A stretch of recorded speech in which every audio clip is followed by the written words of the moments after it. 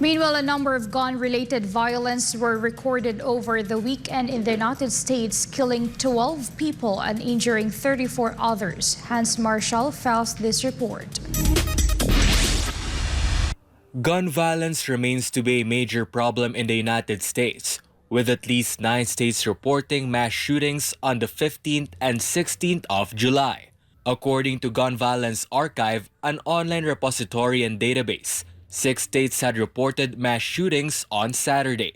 In Memphis, Tennessee, 1 person was killed and 4 others were injured, with authorities saying that the 2 suspects were wearing white ski masks and left the scene in a black Dodge Charger. In Antioch, California, 1 person died and 3 others were injured after multiple gunmen opened fire, with authorities still investigating who was behind the incident. In Hampton, Georgia, a 40-year-old suspect who was allegedly behind the death of 4 people in Henry County was killed after he got into a shootout with police. The aftermath of the incident led to the injury of 3 officers.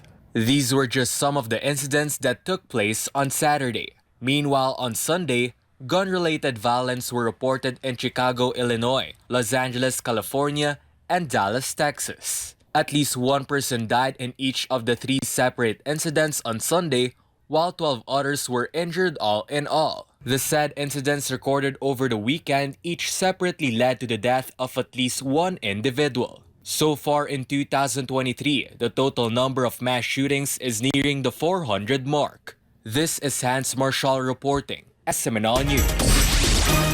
Meanwhile, a protester abandoned his plan to burn sacred books in Stockholm despite being granted permission by the Swedish police. RJ Perez has the news. A man who was expected to burn the Torah scroll in the Christian Bible outside the Israeli embassy in Stockholm during the weekend cancelled his controversial plan after receiving massive criticisms from top Israel officials and Jewish organizations.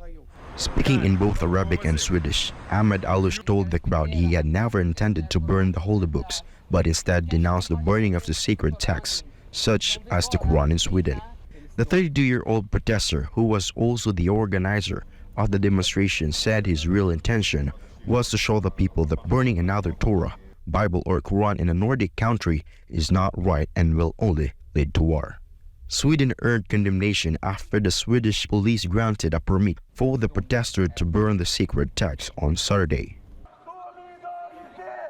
Holding public demonstrations in Sweden is strongly supported by the government and is protected by the constitution under the fundamental law on freedom of expression. But the Swedish police pointed out there is no law prohibiting the burning of holy books, but the police can refuse to allow a demonstration if it jeopardizes public safety or incite racial hatred. Meanwhile, the Muslim community of Malmö, Sweden, gathered at the city's main square last week to protest against the Quran burnings in the Nordic country. This has been RJ Perez reporting, SMNA News. The Black Sea grain deal brokered by the United Nations and Turkey for Ukraine and Russia is set to expire on July 18th, with the UN and Ankara hopeful that it will be extended again. However, all hopes are dashed after Moscow announced its termination over alleged non-compliance by other parties. Russia quitting the deal will lead to a potential blow to the global food economy as wheat and corn prices and global commodities markets jumped on Monday after Moscow made their announcement.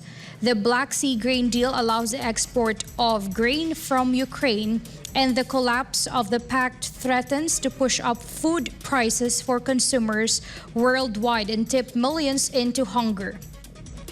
Trading data showed that August futures on the Chicago Mercantile Exchange rose 4.24% to $6.89 a bushel within minutes after the news broke out.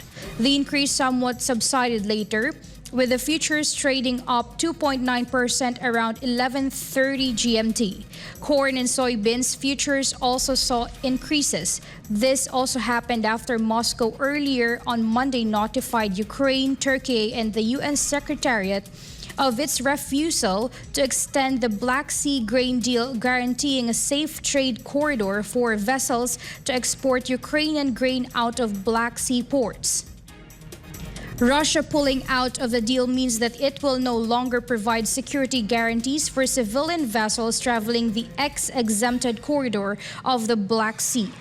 According to Kremlin spokesman Dmitry Peskov, Moscow will return to the deal once all parties concerned implement the previously agreed steps. Part of what the concerned parties agreed is for Russia's connection to major agricultural lender Roselco's bank to the SWIFT payment system and lifting Western sanctions that pose problems for the insurance and logistics of Russian cargo. But Russia said no progress has been made regarding their benefits from the deal. Prior to the termination, Russian President Vladimir Putin has repeatedly warned he will suspend Moscow's participation and described that the Black Sea grain deal was a one-sided game all along.